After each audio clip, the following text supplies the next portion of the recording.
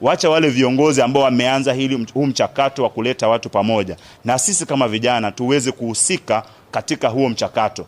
Tuje tuitwe, tulete zile shida na yale maoni na mapendekezo.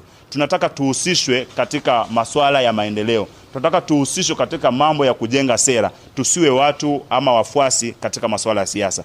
Sisi kama vijana tunaamini ushirikiano na kuwa na kiongozi mmoja mwenye anatuelewa maslahi yetu, mwenye anatuelewa matakwa yetu ni muhimu zaidi.